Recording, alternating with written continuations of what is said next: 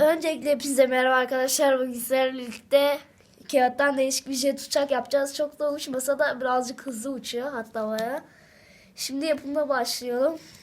İlk önce şu şekilde katlıyoruz.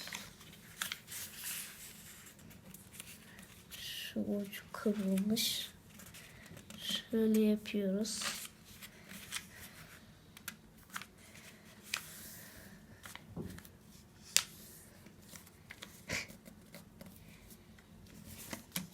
Şekilde.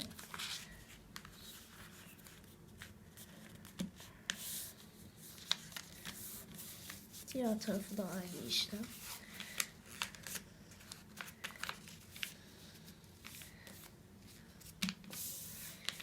Yine şöyle katlıyoruz. Yapımı çok kolay. Bazıları ben atamıyorum. Bunu en son deneyeceğiz.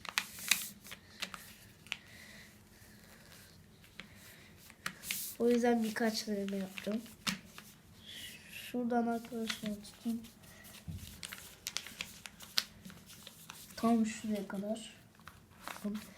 Bunu ben kendi aklımla yaptım. Şurada tutun, istediğiniz kadar boy ile şöyle yapın. Evet. Sonra şu ortadan ikiye katlayın.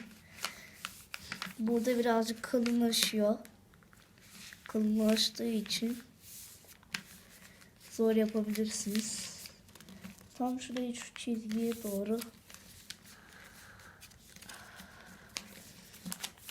Diğer kanadı da.